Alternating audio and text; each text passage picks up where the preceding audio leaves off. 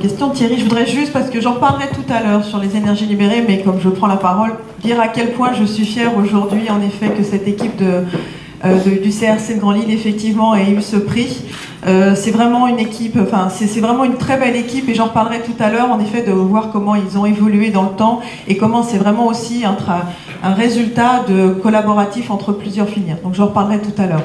Alors oui, la question de l'intergénérationnel. Alors à EDF, en effet, on a une démarche qui vise à promouvoir la diversité depuis de nombreuses années, diversité entre hommes et femmes, diversité d'origine et bien sûr diversité générationnelle. On le voit d'autant plus dans les nombreuses embauches qu'on a pu faire ces dernières années.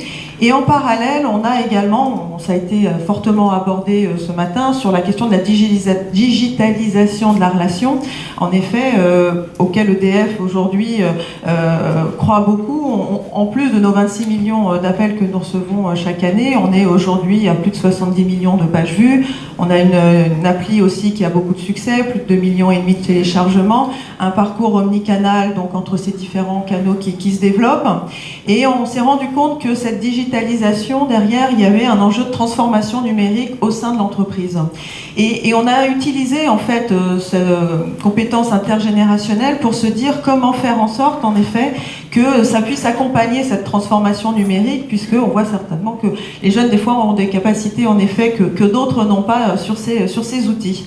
Alors, on a mis en place, alors je vais faire référence à un projet qui a eu lieu dans une région et qui a fait l'objet aussi d'un concours, puisqu'il y avait une petite fierté derrière également, un réseau de geeks qui s'est constitué dans une région d'une quinzaine de personnes avec 9-10 conseillers, des experts en commercialisation, des pilotes de la performance, des experts de communication, et puis 1 ou 2 managers. Et puis ce réseau de geeks avait pour objectif en effet d'acculturer l'ensemble des centres de relations clients. Mais la première action qu'ils ont mis en œuvre, en fait, qui était un peu innovante chez nous, c'est du reverse mentoring hiérarchique. Donc du mentorat inversé hiérarchique, c'est-à-dire commencer à former le haut de l'organigramme, comité de management de la région qui avait peut-être un certain âge et un peu plus de difficultés à appréhender les outils digitaux au quotidien. Et donc ce reversing mentoring hiérarchique, eh bien, ça a été comment ces conseillers ont accompagné ces membres du comité de management dans l'appropriation des réseaux sociaux, l'appropriation du réseau social d'entreprise également, éventuellement les différents outils offerts par le numérique. Et puis ce reverse mentoring hiérarchique s'accompagne maintenant d'un reverse mentoring générationnel, puisque ces conseillers vont aussi acculturer les autres conseillers, leurs collaborateurs, les conseillers clients aussi seniors, les experts, dans l'ensemble des centres de relations clients. Et puis, ils vont aller plus loin. Ce réseau geek est en charge maintenant aussi d'animer toute la transformation numérique dans le centre de relations clients.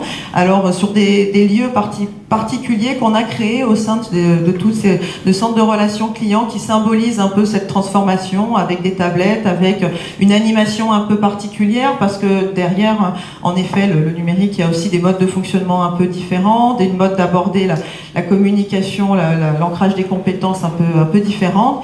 Ils sont en charge également de la communication, avec une feuille de chou qui est publiée toutes les semaines.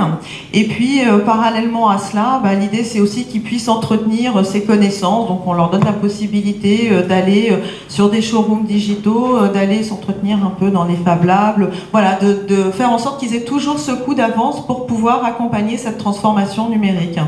Donc, au final, cette mise à profit de l'intergénérationnel, ça a aussi une démarche innovante dans une entreprise très hiérarchique, très descendante, et puis surtout aussi ça a développé l'engagement, la motivation de ses conseillers, et puis derrière la fierté d'appartenance. Tanguy Lebier, comment est-ce qu'on fait cohabiter cette diversité ? Le mot intergénérationnel me dérange, parce que en réalité, en fait, bon, bien sûr, il existe, on ne va pas le nier, mais pas tant que ça, au fond, pas tant que ça. Quand dans une entreprise, les gens, encore une fois, sont en équipe et cohabitent, je peux vous garantir que l'écart entre les plus âgés et les plus jeunes n'est pas. Moi, je ne crois pas à ça. Oui, il faut travailler sur, mais beaucoup plus dans la diversité des cultures. Nous, il se trouve qu'on est très à l'international, on traite 33 langues natives différentes, Et il est bien plus difficile de faire cohabiter des cultures différentes que de faire cohabiter dans un même pays des générations différentes. La réalité, c'est que ce qui nous rassemble, ce sont les valeurs. Donc soit vous avez les mêmes valeurs, soit vous n'avez pas les mêmes valeurs. C'est pas les générations, c'est est-ce que vous adhérez à des valeurs ou est-ce que vous adhérez pas à des valeurs. Et ces valeurs, elles sont absolument clés. Revenons sur une, et qui fait tout le charme de ce métier, c'est que pour l'exercer, il faut être heureux. Et que le bonheur rend généreux. Et que la générosité rend heureux. Alors, je ne sais pas dans quel sens faut le prendre, mais on ne peut pas exercer ce métier si on n'est pas heureux. C'est juste impossible. Voilà. Et donc, c'est là-dessus qu'il faut travailler. Et après, les attentes des clients en Italie, au Japon, en Allemagne, aux Pays-Bas ou en France ne sont pas les mêmes. Comment créer un effet d'enchantement dans ces différents pays? Eh bien, c'est pas la même chose. Voilà. Les uns sont toujours satisfaits et les autres, c'est un peu plus difficile. Et c'est ça qui est intéressant. C'est cette diversité chez nous, elle s'exerce dans les cultures beaucoup plus que dans les générations. Alors, les générations aident, parce que certains ont voyagé, d'autres moins. Mais c'est pas ça. Ce sont les valeurs qui nous fédèrent. Erwan, j'aimerais bien vous entendre déjà sur la présentation de votre société, parce que on connaît bien évidemment EDF, on a eu une présentation tout à l'heure de Blue Link. Parlez-nous d'abord de Flight de Nest, et puis et je vous laisserai répondre à cette première question. Très bien. Déjà, en un mot, je voudrais peut-être remercier Aubry Orlion et Véronique Godard, qui sont les deux personnes qui m'ont autorisé et fait venir ici pour parler un peu. Et finalement, avoir aussi un jeune qui parle de jeune, c'est peut-être intéressant. Est-ce que vous voulez qu'on vous laisse ou On peut partir si vous voulez. Non, moi j'aime bien parler On est toujours jeune, L'intergénérationnel, c'est justement ça, c'est aussi le dialogue entre les deux. C'est ça qui est absolument, intéressant. pardon. Alors Flight de Nest, qu'est-ce que c'est? D'abord, peut-être, je vais juste vous parler de moi une petite seconde. Donc moi, je m'appelle Erwan Rosier, et finalement, depuis toujours, je me suis toujours intéressé au groupe, aux dynamiques sociales, au capital humain, pour utiliser les mots que vous avez utilisés aujourd'hui. Quand j'étais petit, par exemple, je faisais beaucoup de jeux de rôle. On a parlé de jeux de rôle en plus tout à l'heure. J'étais maître du jeu, et en faisant ça, je me suis rendu compte d'une chose, c'est quand on mettait un bon cadre pour les gens, on avait vraiment une débauche de créativité qui était incroyable. On pouvait avoir des amis qui étaient timides ou réservés, qui devenaient leaders à un moment sur un sujet quelconque. Et ça, c'est quelque chose qui m'a un peu toujours marqué. Parce que je pense vraiment que dans chacun de nous, il y a un leader sur certains sujets, il y a des gens qui ont envie justement d'être heureux et productifs. Et quand ensuite j'ai continué à travailler, je me suis beaucoup intéressé à l'innovation, que ce soit dans les startups ou les grands groupes. Et dans les deux situations, ce que je me suis rendu compte, c'est qu'on croit souvent que c'est une question de technologie, et que les problèmes sont liés à la technologie. Mais finalement, ce qui fait échouer l'innovation, c'est quasiment toujours des problèmes humains. Dans une startup, c'est une startup qui va grossir trop vite, et qui va perdre son esprit et pas réussir à se coordonner efficacement. Dans un grand groupe, ça va souvent être de la politique, des non-alignements. Donc finalement, c'est pour ça que j'ai fondé Flight the Nest avec quelques amis. C'est vraiment pour se poser cette question-là de comment on fait pour créer de l'intelligence collective, comme Tanguy le disait. C'est une bonne cible, mais c'est pas si simple. L'humain, c'est pas toujours fait pour collaborer. On ne fonctionne pas toujours très bien ensemble. Et ça nécessite beaucoup de travail. Et finalement, quand on travaille sur des sujets nouveaux, de transformation, d'innovation, pour maximiser vraiment toutes nos chances, il faut que tout le monde soit sur le pont, que tous les cerveaux soient là. Et ça nécessite que chacun soit engagé au quotidien presque autant qu'un fondateur ou qu'un entrepreneur. Moi, c'est ça ma promesse que je fais à mes clients. C'est de les accompagner pour que chacun de leurs employés soit aussi engagé qu'eux. Alors, Flight the Nest signifie quitter le nid, c'est ça? S'envoler, sortir du nid? Oui. Parce que finalement, les entrepreneurs, nous, on accompagne beaucoup de startups à l'origine. Et un entrepreneur, c'est très accompagné dans le début de sa création d'entreprise. Mais finalement, quand ça passe dans une phase de croissance, ça passe de 5 à 15 personnes en un an, de 15 à 50 en un an, de 50 à 200, on se rend compte que c'est très très difficile et qu'il y a énormément de startups qui explosent en vol. Il y a énormément de problèmes humains qui apparaissent à ces moments-là et qui sont souvent, très très souvent négligés. Et c'est là-dessus du coup que nous on a voulu se placer. D'accord. Alors pour répondre à notre... merci pour cette présentation. Pour répondre à notre première question, quel est votre point de vue vous, sur effectivement la coexistence, la cohabitation dans les entreprises entre différentes générations? Déjà, je pense que sur la question de l'intergénérationnel, on vit une époque formidable. Parce qu'il y a un basculement qui s'est fait. Alors on parle souvent de ma génération, la génération Y, qu'elle existe ou qu'elle n'existe pas, à la limite, c'est pas la question. Moi, en tout cas, ce que je sais, c'est que ce qui a changé dans ma génération, c'est qu'à 12 ans, c'était moi le maître de l'ordinateur de la maison. C'était moi qui apprenais à mes parents à s'en servir. C'était moi qui presque contrôlais leurs comptes et leurs dossiers. J'étais le seul à avoir un mot de passe. Et finalement, ça, plus qu'à la limite, l'outil et la technologie, ce que ça a changé, c'est mon rapport à l'autorité. Finalement, j'ai compris très jeune que c'est pas parce que j'avais que 12 ans que je pouvais pas apprendre des choses aux adultes. Et finalement, je pense que c'est ça qui a changé plus plus que la question du digital, c'est que c'est une question de posture. Quand les jeunes ils arrivent aujourd'hui en entreprise, ils ont envie d'apprendre des choses, mais ils ont aussi envie d'enseigner. Et quand vous parliez tout à l'heure de l'école, effectivement, il y a peut-être des choses à changer, c'est peut-être aussi là-dedans. Parce qu'on se rend compte qu'il y a toujours, quand on discute avec un enfant de 10 ans, et ben on se rend compte qu'il y a toujours des choses à nous apprendre. Donc c'est vraiment là-dessus qu'il y a eu un basculement.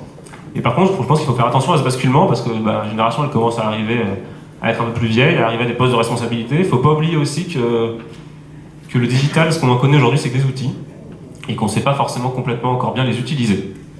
C'est incroyable le nombre de gens qui ne savent pas comment on sert d'un email, qui envoient des emails n'importe comment. Je pense que vous avez tous vécu ça. Une chaîne de mails avec 200 personnes, par exemple. Et finalement, il ne faut pas oublier que dans tout ce qui est non digital, dans tout ce qui est humain, dans tout ce qui est le savoir-faire, le savoir-être, on a beaucoup à apprendre des personnes qui sont plus vieilles que nous. Je vais citer par exemple une start-up qu'on accompagne qui s'appelle Les Talents d'Alphonse et qui essaye de relier des jeunes qui ont envie d'apprendre des savoir-faire plus ou moins techniques auprès de personnes âgées qui sont à la retraite et peut-être qui s'ennuient un petit peu. Et aujourd'hui, on voit dans ma génération beaucoup de gens qui ont envie de réapprendre du manuel, des trucs aussi bêtes que du jardinage, de la menuiserie, qui ont envie de refaire des choses. Et ça, c'est du savoir qui s'est perdu.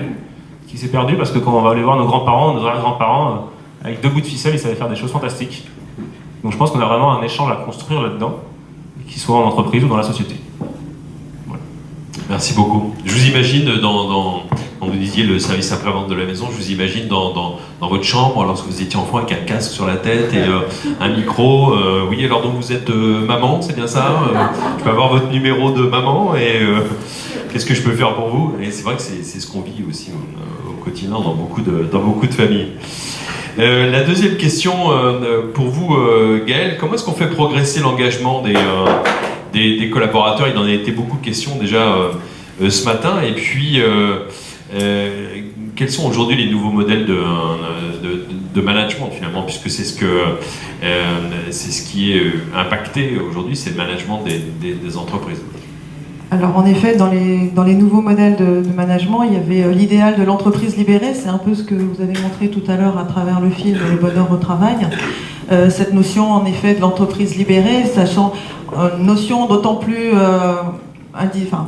indissociable, mais en même temps de se dire comment la liberté et l'entreprise peuvent cohabiter, tant en effet les hiérarchies, les processus, les contrôles vont faire en sorte en effet que cette liberté ne va pas pouvoir s'exprimer. Alors, pour autant, vous le disiez tout à l'heure, on a d'un côté un métier de la relation client avec une industrialisation extrêmement forte, souvent également une hiérarchie très forte, des évolutions importantes à vivre, cette digitalisation de la relation, mais également ces modes de fonctionnement différents, notamment par les jeunes dont vous parliez tout à l'heure en effet, c'est cette relation au travail, relation à la direction, relation à l'autorité différente, relation à l'engagement également un peu particulier, qui nous oblige en fait à nous remettre en question, qui nous oblige en effet à réfléchir différemment pour faire en sorte de comment rester collé aux évolutions du marché et en même temps arriver à engager tout le monde, à faire en sorte en effet qu'on puisse s'adapter et toujours aller plus loin et être plus performant également, parce que c'est aussi un véritable enjeu de devenir. Donc on s'est EDF un peu inspiré de ce qui existe dans le domaine de l'entreprise libérée. On a produit ce film également lors d'une séminaire des managers. On a interrogé des représentants d'énergie libérée comme Isaac Getz par exemple. On regarde aussi sur le fonctionnement des startups dans l'idée de dire un peu comment le mettre en place.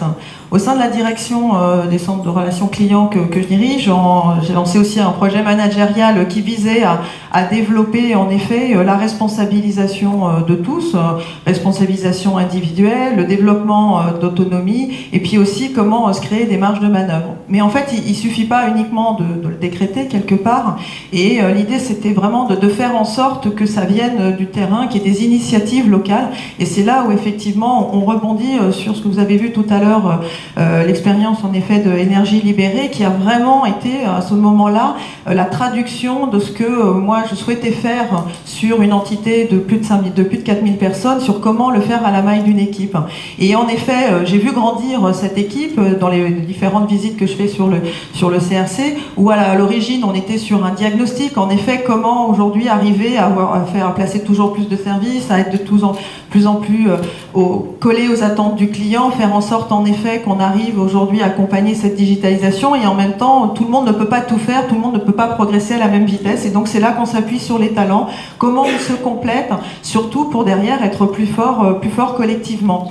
Mais derrière, donc j'ai vu cette équipe évoluer et on voit aujourd'hui des résultats probants, en effet, en termes de nombre de services placés, en termes de, que ce soit des services dans le domaine de l'énergie, des services qui accompagnent le client, des services en termes de propositions d'innovation, on voit du concret derrière. Mais par contre, et en effet, ça a nécessité un engagement de la chef de CRC, un engagement des fonctions support aussi qui les ont aidés, qui promuent cette démarche. Et maintenant, ça fait des bébés, je dirais, dans les autres CRC de France, puisque hier, par exemple, j'étais sur Tours, qui m'ont dit « Ouais, énergie libérée, c'est génial, un responsable d'équipe, je vais faire pareil, mais moi j'appelle ça dynamique parce que j'ai une autre problématique.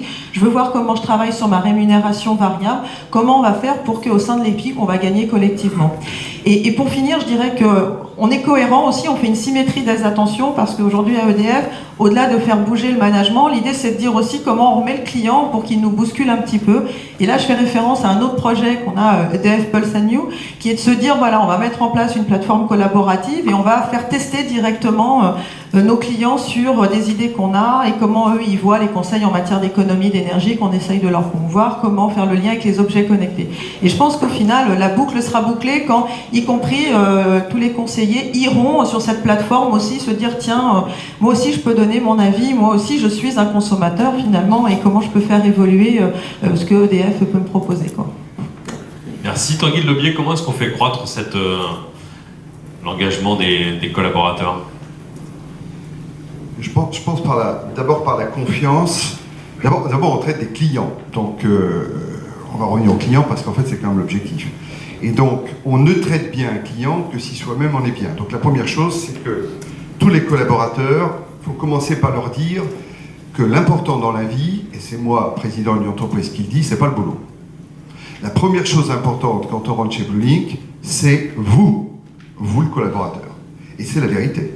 La deuxième chose, c'est vous et votre environnement. Et la troisième chose, c'est le boulot. Et il ne faut pas oublier, quand on est mal soi-même ou mal avec son environnement, on ne peut juste pas être bien dans son boulot. Et je vous garantis que quand on commence déjà par faire cette confiance-là, au vrai sens du terme, eh bien, quand on est dans 3, parce qu'on a eu besoin de prendre 1 ou 2, on donne infiniment plus dans 3. Donc déjà, ça passe vraiment par le regard et l'attention qu'on porte aux collaborateurs pour faire en sorte qu'ils soient bien. Le travail, c'est pas une aliénation, c'est quand même une émancipation. C'est le meilleur psy qu'on puisse avoir. On a de la chance d'avoir du boulot et c'est le meilleur psy qu'on puisse avoir. Il faudra d'ailleurs, c'est un autre débat, qu'on puisse un jour, Monsieur le Président de la FRC, parler de nos automates, de voir un peu comment on aura des impacts sur le travail et la main-d'œuvre et comment sera le travail demain. Et ça, c'est extrêmement important. Revenons à nos moutons, donc simplement la confiance. Et travailler avec nos collaborateurs en objectif de résultat et non pas en objectif de moyens. C'est-à-dire qu'il faut d'abord travailler sur ce que l'on attend et après faire confiance. Tout simplement. Je crois que c'est comme ça qu'il faut faire. Et savoir ce qu'on attend n'est pas si simple quand on y réfléchit. On change facilement de sujet, de target, de KPI. Et quand on a bien défini ces KPI, qu'on laisse complètement la paix aux équipes, eh bien, elles réussissent. Ne leur dites pas comment elles doivent faire, dites-leur ce que vous attendez et elles le feront par elles-mêmes. Erwan, est-ce qu'on peut s'inspirer de l'entreprise libérée? Vous êtes au contact tous les jours de nombreuses entreprises. Je sais que vous avez déjà une bonne expérience sur ce sujet. Est-ce qu'on peut capitaliser sur cet idéal? Je pense qu'on peut clairement capitaliser sur cet idéal. Je pense que clairement, l'entreprise libérée, ça a mis un coup de tonnerre dans les organisations et ça a fait bouger beaucoup de choses. Cependant, il faut quand même être très, très, très prudent avec ça. Pour une simple raison, et là je vais reprendre ce que tu disais, c'est que tout ça, c'est avant tout une question de confiance. De confiance dans ses équipes, pour passer de la confiance au contrôle, qui est toujours plus rapporté, mais aussi du confiance dans ses patrons. Parce que c'est simple, mais si on fait une comparaison un peu hardie, en disant que la libération, c'est un peu comme par exemple si on était en prison. Si vous êtes en prison depuis toujours, et que votre geôlier vient vous voir en vous disant « Je vais bientôt te libérer. Tu vas voir, on va faire des petites choses, mais bientôt je te libère et tu seras tout à fait libre après des années d'emprisonnement. » Vous n'allez pas le croire. Vous n'allez pas lui faire confiance. Vous allez le scruter et chaque chose qu'il va faire, vous allez juger.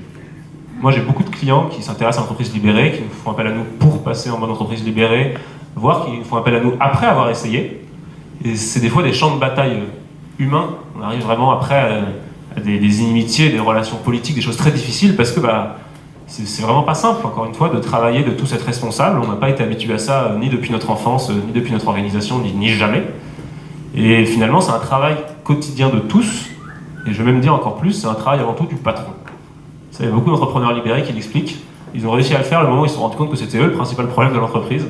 C'est une considération assez difficile à faire. Hein. Moi, chez Flasioness, on essaie de fonctionner comme ça. On n'a pas de titre. Quand on embauche quelqu'un, on lui annonce qu'il est cofondateur comme tout le monde, parce que l'entreprise, elle se refonde à chaque fois qu'on recrute des gens.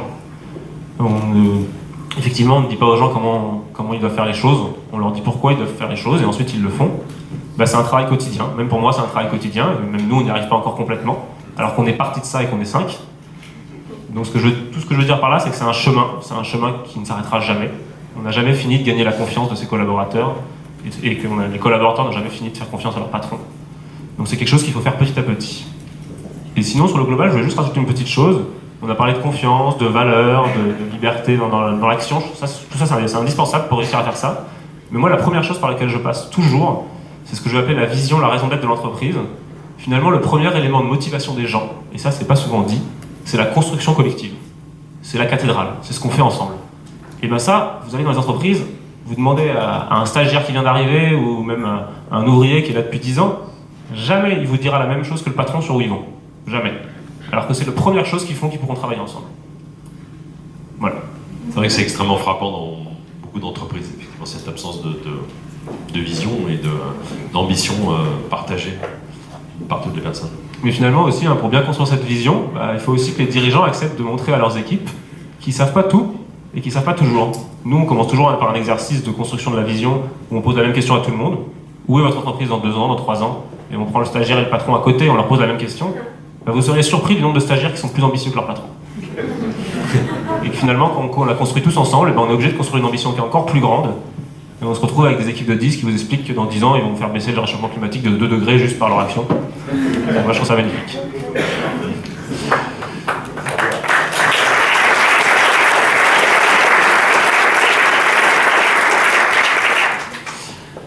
Alors, les changements, effectivement, dans l'organisation des entreprises, dans les nouvelles aspirations en termes de management, c'est aussi la conséquence d'un certain nombre de tendances, et notamment davantage d'autonomie pour les clients, et puis des échanges plus riches avec les clients, pour ceux qui sont en contact avec les clients tous les jours. Hein. On parle d'eux depuis ce matin.